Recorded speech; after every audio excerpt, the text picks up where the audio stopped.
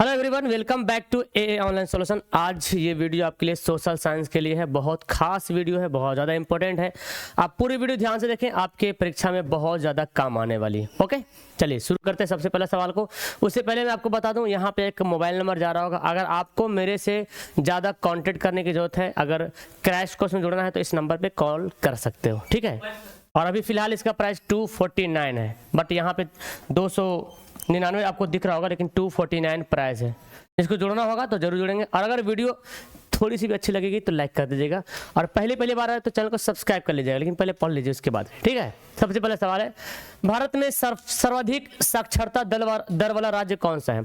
सबसे ज्यादा पढ़ा लिखा राज्य पता है कौन है? वो है केरल। आपका आंसर क्या हो जाएगा? सी हो जाएगा। एक स्वयं सहायता समूह में बचत और ऋण गतिविधियों के संबंध में अधिकांश निर्णय किसके द्वारा लिए जाते हैं? स्वयं सहायता समूह मतलब समझते हैं ना कि 10-15 लोग एक जगह मिल जाते हैं, पैसा जमा करते हैं और वो एक दूसरे को हेल्प करते हैं। वो तो इसमें जो है फैसला सरकार का कोई मतलब इसमें है नहीं, बैंक का कोई मतलब है नहीं, मुखिया वगैरह है नहीं। इसमें जो सदस्य होते हैं वही सदस्य लोग जो है फैसला लेते हैं कि मुझे क्या करना है। नेक्स्ट सवाल बोलता है कि निम्न में से कौन सा पेशा अर्थव्यवस्था के तृतीय क्षेत्र में से संबंधित है? तो तृतीय क्षेत्र अर्थव्यवस्था का तीसरा क्षेत्र कौन है? वो पता है, शिक्षक। शिक्षक यहाँ पे देखो, शिक्षा, चूंकि शिक्षक का काम क्या है? शिक्षक का काम क्या है? शिक्षा प्रदान करना। और शिक्षा जो आता है वो सेवा क्षेत्र में आता है। शिक्षा किस क्षेत्र में आता है? सेवा क्षेत्र में आता है। तो सेवा जो कि तृतीय क्षेत्र है, तो सेवा शिक्षा दे रहा, शिक्षा देने वाला शिक्षक, तो ये जो है तृतीय सेक्टर में आ जाएगा।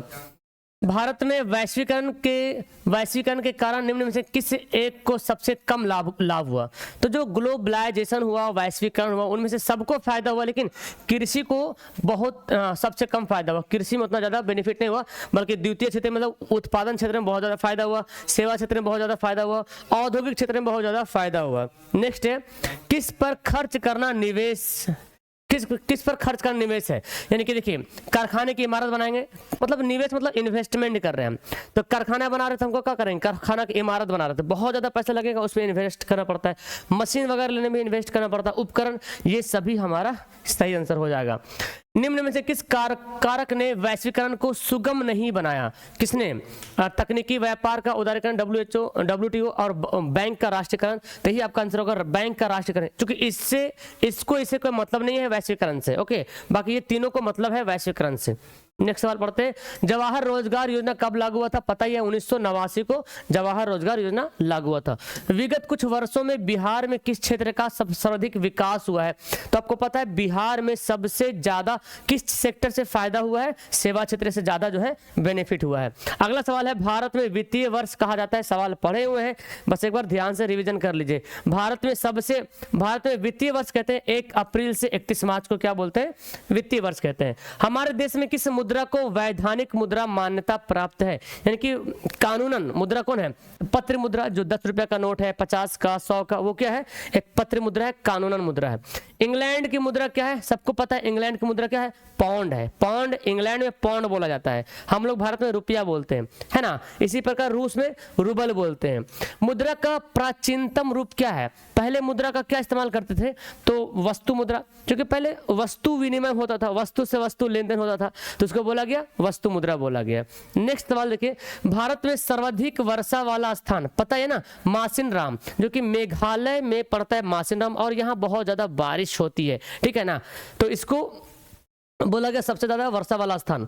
लेटेराइट मिट्टी का रंग कैसा होता है? क्योंकि लेटेराइट मिट्टी में लोहा की मात्रा पाई जाती है ना, लोहा की मात्रा। अब लोहा की मात्रा पाई जाएगी, इसीलिए इसका जो रंग होता है कैसा होता है? लाल रंग होता है।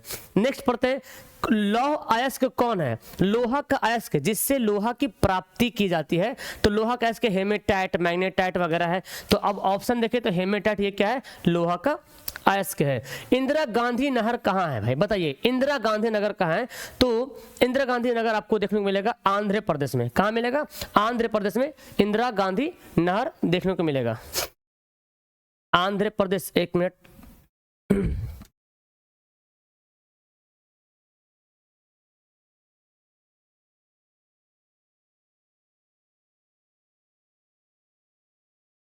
सॉरी, इंदिरा गांधी नगर राजस्थान में, मैं इसमें कंफ्यूज था, राजस्थान में।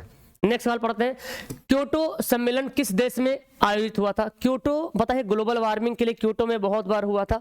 क्योटो सम्मेलन मतलब ग्लोबल वार्मिंग के लिए खास हुआ था। ये क्योटो जापान का एक शहर है, ठीक है, क्योटो।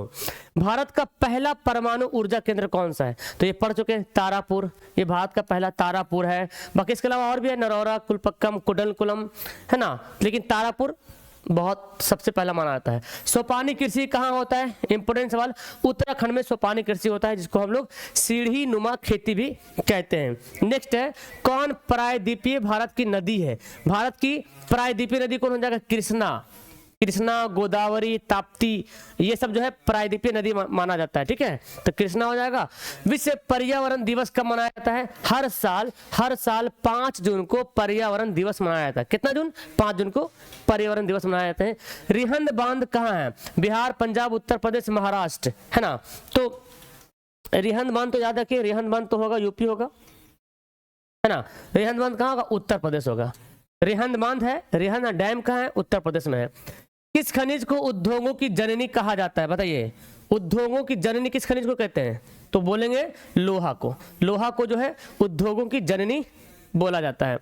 भारत में सबसे बड़ा लौह अयस्क उत्पादक राज्य कौन है? सबसे ज्यादा लोहा उत्पादन करने वाला राज्य कौन है? कर्नाटक है। ऑप्शन ए हो जाएगा। नेक्स्ट है, गोंडवाना समूह प्रसिद्ध है। आपको पता है गोंडवाना समूह पढ़ते हैं, एक सवाल पढ़ते हैं कि गोंडवाना समूह में कोयले का निर्माण कब से किया गया था? 20 करोड़ वर्ष पूर्व पढ़ते हैं, तो वही हो जाएगा। ये कोयला से संबंध रखता है, कोयला से संबंध रखता है। लोनार झील का है? सवाल बहुत आसान आ रहा है, लेकिन सवाल डीपली है। अगर ऐसे एग्जाम में आ गया, फाइनल एग्जाम में, तो सोचिए क्या हाल होने वाला है।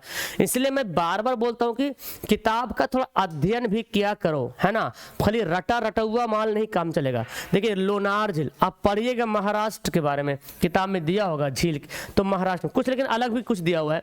मानस अभ्यारण्य, देखिए अभ्यारण्य की एक लिस्ट है आपके चैप्टर में, ज्योग्राफी का पहले या दूसरे पहले चैप्टर में है ना, अब वन अभ्यारण्य वाला में, तो बहुत सारा अभ्यारण्य, मानस, काजीरंगा, बहुत सारा है, कार्बेट है, दुधवा है। तो मानस कहाँ पड़ता है? असम पड़ता है, तो आपको याद करना उसको, ठीक है। पारादीप पत्तन कहाँ है? देखिए अब तक आपने पढ़ा कांडला बंदरगाह, कांडला पत्तन पढ़ा है, फिर क्या बोलता है बंगाल का एक पढ़ा है, लेकिन पारादीप जानिए, पारादीप कहाँ पड़ता है? उड़ीसा में पड़ता है। ओके, पारादीप बंदरगाह उड़ीसा में है। निम्न पत्तनों में कौन भारत के पूर्वी तट पर है? देखिए कैसे घुमा के बोला, कौन सा बंदरगाह है, पत्तन है जो पूरब में है। तो भारत का कुछ नक्शा इस तरह से देखते हैं, ऐसे ना जी, भारत का नक्शा अगर आप देखें तो इस प्रकार है। तो इधर क्या पड़ता है? इधर मुंबई है, केरल है, इधर तमिलनाडु तरफ है, कर्नाटक है। तो उत्तर दक्षिण पूरब इधर साइड में। तो मंगलोर, तो ये तो बेंगलोर तरफ हो गया, तो कर्नाटका वगैरह में आ जाएगा, तो ये तो इधर आ जाएगा कर्नाटका। उसके बाद देखिए कोच्चि, पारादीप, कांडला, तो पारादीप पता उड़ीसा में, तो उड़ीसा इधर ही पड़ता है ना, बिहार के साइड उड़ीसा पड़ता है, बंगाल, उड़ीसा, बिहार, तो हमारा आंसर होगा पारादीप। कौन नई आर्थिक नीति का अंग नहीं है? तो नई आर्थिक नीति में 3 अंग है। कौन कौन है? वैश्वीकरण, उदारीकरण, निजीकरण। राष्ट्रीयकरण जो है इसका अंग नहीं है। जवाहरलाल नेहरू पत्तन कहाँ है? बताइए, जवाहरलाल नेहरू पत्तन कहाँ है? ओके, तो ये हो जाएगा महाराष्ट्र में। जवाहरलाल नेहरू पत्तन कहाँ है? महाराष्ट्र में। ओके, तो ऑप्शन हो जाएगा ए। नेक्स्ट है, कौन रबी फसल है? तो रबी फसल में आप तक ने गेहूं को बहुत ज्यादा देखा। गेहूं क्या है? रबी फसल है। इस प्रकार चना भी आता है रबी फसल के कैटेगरी में। कुशहा तटबंध किस नदी पर से संबंधित है? कुशहा तटबंध, तो कुशहा तटबंध जो है ना, ये बिहार के कोसी नदी से संबंध रखता है, कुशहा तटबंध। नेक्स्ट है, पश्चिम बंगाल का शोक किसको कहते हैं? पढ़े, दामोदर नदी। तो कुछ कुछ सवाल देखिए किताब के बीचों बीच से दिया जा रहा है, मतलब डीपली थोड़ा सा अध्ययन करने के लिए बोला जा रहा है। भोपाल गैस त्रासदी किस प्रकार की आपदा है? आपदा तो बहुत सारा आपको दिया है, सुनामी है, बाढ़, लेकिन भोपाल गैस त्रासदी, यहाँ पे बच्चा कंफ्यूज है, ये क्या है भाई? तो पता है भोपाल में मिथाइल आइसोसाइनेट नाम का गैस रिसाव हुआ था, जिसमें बहुत सारे लोगों की जान चली गई थी। ये एक मानव जनित आपदा है, ये प्राकृतिक आपदा नहीं है, मानव के द्वारा गलती से गैस का रिसाव हो गया था, लीक हो गया था। भूकंप संभावित क्षेत्रों में भवनों की आकृति कैसी होनी चाहिए? आयताकार। जहां पे भूकंप वाला एरिया है वहां पे भवन को आयताकार बनाना चाहिए। सूखे की स्थिति किस प्रकार की आती है? तो जहां सूखा होता है तो एक ही बार सूखा नहीं आता, अचानक नहीं आता है, धीरे धीरे धीरे धीरे करके क्या होता है, सूखे की स्थिति आ जाती है। सरदार सरोवर बांध किस नदी पर बना हुआ है? सरदार सरोवर बांध पता है, गुजरात के नर्मदा नदी पर, इसी पे जो सरदार सरोवर बांध बना हुआ है, ठीक है ना। और गुजरात उसी नदी पे जो है दामोदर नदी है ना जी, नर्मदा नदी पर ही सरदार वल्लभ भाई पटेल की मूर्ति भी है, the unity of A statue, है ना। संचार का सबसे लोकप्रिय साधन क्या है? देखिए ये सवाल तो देखकर बड़ा कंफ्यूजन कर गया। किताब के अनुसार अगर बनाते हैं तो टेलीफोन मारेंगे, लेकिन वर्तमान में मोबाइल से ज्यादा कुछ है ही नहीं है कि नहीं? मोबाइल से बड़ा कोई तो है ही नहीं है आजकल दौर में, हकीकत तो यही दिख रहा। संचार का सबसे लोकप्रिय साधन, ये ऐसे लेकिन एक गलती सवाल दे दिया। अच्छा, अगर सवाल दिया है तो आप सही आंसर मोबाइल होगा, लेकिन किताब के अनुसार देखिए सार्वजनिक टेलीफोन, क्योंकि किताब में लिख दिया। तो किताब बहुत पुरानी है, आपकी किताब लगभग 2009 की बनी हुई किताब है और 9 से अभी तक चलते आ रही है, अपडेट नहीं हुआ है, ठीक है। तो उस समय टेलीफोन चलता था तो टेलीफोन, लेकिन एक फाइनल एग्जाम में ऐसा सवाल नहीं देगा। सवाल पूछा है क्या, संचार का लोकप्रिय साधन है, ऐसे संचार का लोकप्रिय साधन है, तब आपका इनमें से सभी लास्ट टाइम था ऑप्शन में, ठीक है। तो अगर सवाल ऐसे दे दिया तो मैं तो बोलूंगा आप मत टिक लगाना, छोड़ देना, फिर ठीक, कंफ्यूजन वाला सवाल को छोड़ देना। बट यहां पे देख ले, मेजनी किस देश का राजनीतिक था? मेजनी, तो मेजनी पता नहीं, इटली के रहने वाले थे। मेजनी जो है इटली के रहने वाले थे। 1917, चलिए भाई सवाल बोलता क्या, 1917 की बोल्शेविक क्रांति का नेतृत्व किसने किया था? पता है 1917 अक्टूबर क्रांति, 7 नवंबर 1917 लेनिन ने जो है उसकी नेतृत्व की थी। जिनेवा समझौता कब हुआ था बताइए? बहुत अच्छे तरीके से, मतलब ऑब्जेक्टिव को अब जो है ना बहुत और डीपली पढ़ना पड़ेगा। तो आप लोग चैनल पे जुड़ जाइए, अब से जो आपको ऑब्जेक्टिव का चैप्टर क्लास देखने को मिलेगा उसमें से कुछ सवाल ऐसा रहेगा जो किताब के बीचों बीच से मैं उठा के दूंगा आपको, ठीक है ना, ताकि आप उस सभी सवाल से रूबरू होते रहे। मतलब सिर्फ मतलब क्वेश्चन बैंक को खाली नहीं पढ़ना है, देखिए सवाल कैसे दे दिया, तो इतना सवाल आपको अच्छे से पढ़ लेना है कि कम से कम ये सब सवाल मतलब डील हो जाए। ओके, तो अब आप लोग चैनल पे फटाफट जुड़ जाइए, जो लोग नहीं जुड़े सब्सक्राइब वगैरह कर लीजिए। और हमारी डेली क्लास याद कीजिएगा 2 बजे दिन में होगी और 6 बजे शाम को होगी, ये 2 टाइम क्लास होगी, जरूर आइएगा। तो अभी तो सेंटअप के बाद ही होगी क्लास, फिलहाल अभी तो मैं रिकॉर्ड वीडियो डाल रहा हूँ। तो जिनेवा समझौता 1954 को, ठीक है। चलिए नेक्स्ट है, माई ली गांव की घटना कहाँ हुई थी? माई ली गांव ये बहुत खतरनाक घटना हुई थी, है ना, बहुत दर्दनाक घटना माना जाता है, तो दक्षिणी वियतनाम। ओके, नेक्स्ट सवाल है, अंकोरवाट का मंदिर कहाँ है? पता ही है, अंकोरवाट का मंदिर कंबोडिया में है। तो कुछ है सेम सवाल है। अब यही सवाल कभी घुमा के बोल देगा, तो देख लीजिए पहले का सवाल कुछ मैच कर रहा। देखिए बाओ दाई किस देश का शासक था? अब देखिए सवाल किताब के बीचों से बीच दे दिया ना, तो बाओ दाई भी जो है दक्षिणी वियतनाम का ही शासक था। ओके, साउथ, ठीक है। भारत, देखिए सवाल क्या बोला गया, भारतीय राष्ट्रीय कांग्रेस की स्थापना किसने की थी? अब तक आपने पढ़ा था भारतीय राष्ट्रीय कांग्रेस के पहले अध्यक्ष कौन थे? WC बनर्जी। लेकिन देखिए सवाल, लेकिन आपको याद है, आप अगर मेरे से पढ़ रहे होंगे, वीडियो चैप्टर लगा रहे हो, तो मैंने बताया था कि भारतीय राष्ट्रीय कांग्रेस की स्थापना 1885 में किसने किया और पहले अध्यक्ष कौन थे, पहली महिला अध्यक्ष कौन थी, पहली भारतीय महिला अध्यक्ष कौन थी, सब मैंने बताया था। तो इसका स्थापना करने वाले कौन थे? A.O. ह्यूम थे। कौन थे? A.O. ह्यूम थे। जालियांवाला बाग हत्याकांड की जांच के लिए सरकार ने एक आयोग कमीशन बनाया था, उसका नाम क्या था? तो पता ही है 1919 में जालियांवाला बाग हत्याकांड हुआ था, इसकी जांच करने के लिए हंटर आयोग बनाया गया था। क्या? हंटर आयोग बनाया गया था। 1920 में ताशकंद में भारतीय कम्युनिस्ट पार्टी की स्थापना किसने की थी? बहुत इंपॉर्टेंट सवाल, ताशकंद में। तो कौन सा पार्टी? भारतीय कम्युनिस्ट पार्टी। इसकी स्थापना किया था M.N. राय। किसने किया था? M.N. राय ने किया था। अखिल भारतीय किसान सभा का गठन कहां हुआ था? मुंबई, कलकत्ता, लखनऊ या पटना में? चलिए, अखिल भारतीय किसान सभा का गठन जो हुआ था का लखनऊ में हुआ था। ओके, नेक्स्ट सवाल है, गांधी जी को महात्मा की उपाधि किसने दी थी? तो पता ही है रविंद्रनाथ टैगोर गांधी जी को महात्मा बोले थे। जब गांधी जी 1917 में आए थे चंपारण में, तो मतलब नील की खेती के लिए आंदोलन जो किए थे, तो अंग्रेज को झुकना पड़ा। भाई ये लकड़ी, एक लकड़ी का आदमी, एकदम पतला दुबला, कोई कपड़ा नहीं बॉडी पे, है ना, और बस धोती पहन के है, और अंग्रेज को झुका दिया। इतना दिन से प्रथा चलते आ रहा नील की खेती करने के लिए, और अंग्रेज को क्या किया? झुका दिया।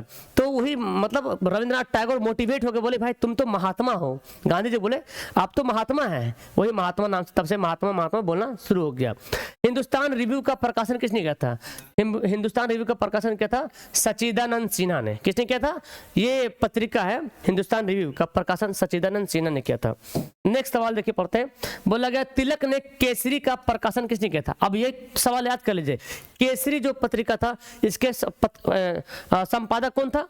तिलक था। हाँ ठीक है, तो इस किस भाषा में क्या था? तो ये क्या था? मराठी भाषा में। ओके, केसरी का, और मराठी समाचार पत्र जो है अंग्रेजी भाषा में, केसरी जो है मराठी में। संवाद कौमुदी का प्रकाशन किसने किया था? संवाद कौमुदी के बारे में देखा जाए तो राजा राम मोहन राय। ब्रह्मा समाज के बारे में आता है राजा राम मोहन राय, संवाद कौमुदी। झारखंड राज्य का गठन कब हुआ था? सबको पता है 15 नवंबर 2000 को। ये बिहार से अलग हो गया था झारखंड राज्य।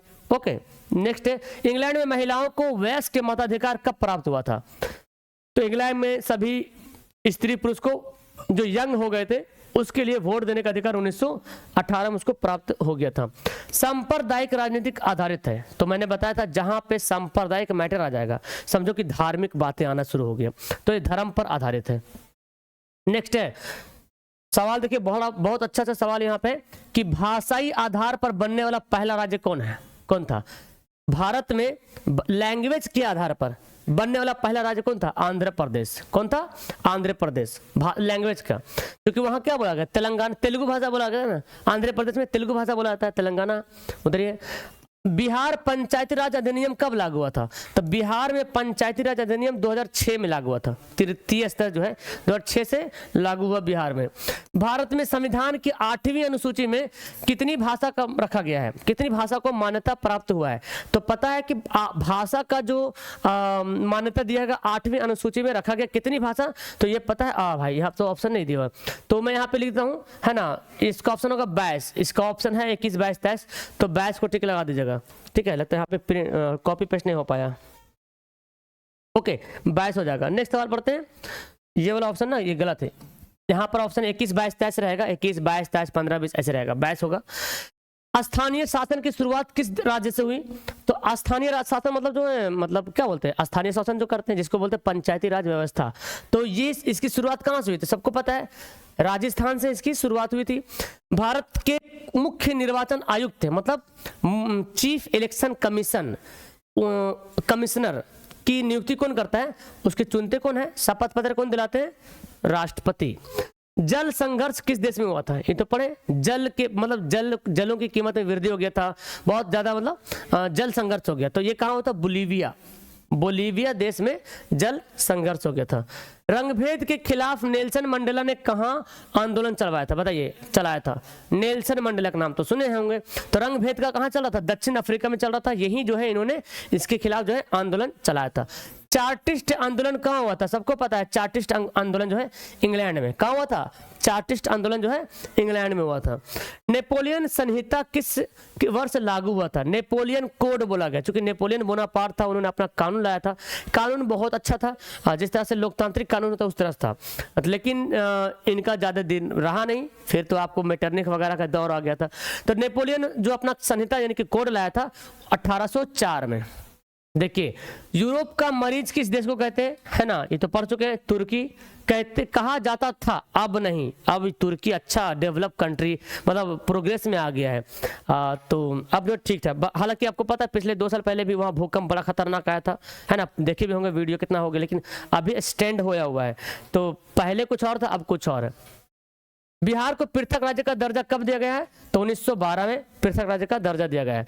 कौन आसियान का सदस्य नहीं है? आसियान का कौन सदस्य नहीं है? देखिए, आसियान एक संगठन है, उसका मालदीव जो है सदस्य नहीं है। आसियान का सदस्य मालदीव नहीं है। रुपया किस देश की मुद्रा है? भारत की मुद्रा है, पाकिस्तान की मुद्रा, नेपाल की मुद्रा। रुपया जो है इनमें से सभी हो जाएगा। किस संधि के साथ जर्मनी का एकीकरण हुआ था? 1871 में जर्मनी और इटली का दोनों एकीकरण हुआ था। कौन संधि हुआ था? संधि हुआ था फ्रैंकफर्ट की संधि। कौन संधि? फ्रैंकफर्ट की संधि हुई थी। देखिए अगला सवाल देख लीजिए क्या बोलता है। सवाल बोलता है भाई कि किसकी जीवनी लाला लाजपत राय ने लिखी थी? तो पता है, हाँ, गैरीबाल्डी का जो बायोग्राफी था, है ना, उसके लिखने वाले कौन थे? लाला लाजपत राय। किस समझौते के तहत वियतनाम को 2 हिस्सों में बांटा गया था? तो जिनेवा समझौता जो था, जेनेवा समझौता ना, जेनेवा समझौता हुआ था, वियतनाम को 2 हिस्सों में बांटा गया था 1854 में। स्पिनिंग जेनी का आविष्कार किसने किया था? जेम्स हारग्रीव, तो पढ़ चुके हैं। हम्फ्री डेवी तो सेफ्टी लैंप है। नेक्स्ट है पंजाब नेशनल बैंक की स्थापना हुई थी, तो 1894 देता है, लेकिन यहाँ पे ऑप्शन तो है नहीं, तो 1895 को हम टिक लगा सकते हैं भाई। नेक्स्ट सवाल पढ़ते हैं, भारतीय रिजर्व बैंक का मुख्यालय कहाँ है? आरबीआई का। इसका हेडक्वार्टर कहाँ है? तो बोलेंगे मुंबई, है ना, मुंबई। इसकी स्थापना 1 अप्रैल 1936 को इसकी स्थापना हुई थी मुंबई में। नेक्स्ट, कौन व्यावसायिक बैंक की जमा का प्रकार नहीं है? तो व्यावसायिक बैंक जो है बहुत तरह का बचत, चालू, आवर्ती, अधिवर्षिक, अधिवर्षक, बचत जमा, ठीक, तो करता ये नहीं होगा, अधिवर्षक नहीं होगा, बचत करता है, चालू करता है, आवर्ती करता है, ऑप्शन डी नहीं होगा। मंदार हिल कहाँ है? बताइए, बिहार में मंदार हिल कहाँ है? बिहार में मंदार हिल पता है? बांका जिला में है। ओके, देखिए इसका आंसर क्या होगा?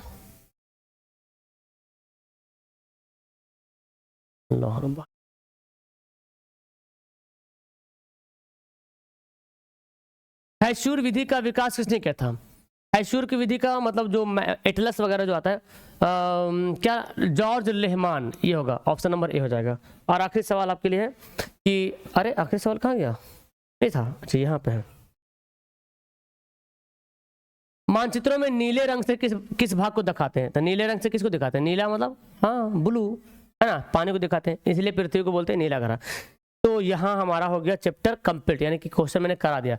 बाकी जिन बच्चों को पेड कोर्स में जुड़ना है भाई, जिनको पेड कोर्स में जुड़ना है, उसका लिए मैं अभी बता रहा हूँ 249 का ऑफर है, समझो ये तुम्हारे लिए RS 249 बहुत इंपॉर्टेंट है। अगर आप बेस्ट तैयारी करना चाहते, देख रहे सवाल कैसे दे रहा, वहां पे स्पेशलिस्ट, वहां पे लाइव क्लास कराया जा रहा है, तो आप जरूर जुड़िए। 249 कोई बड़ा सा रकम नहीं है।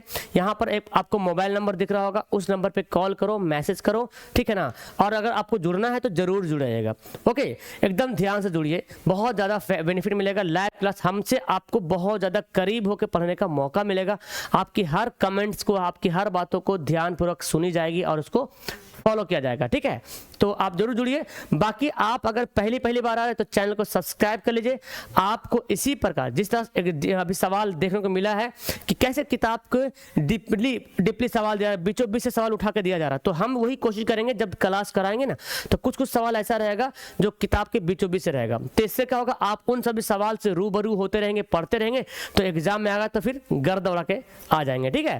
तो आपका एम क्या होना चाहिए फाइनल एग्जाम के बारे में? ये जो अभी सेंटर पे एग्जाम हो रहा, ये यूं ही प्रैक्टिस हो रहा, टेंशन ना लीजिए, बस जो पढ़ के गए छाप के चला जाइए, पढ़ के जितना आता लिख के चले आइए, कोई दिक्कत नहीं, बस प्रेजेंट होना बहुत जरूरी है, ठीक है।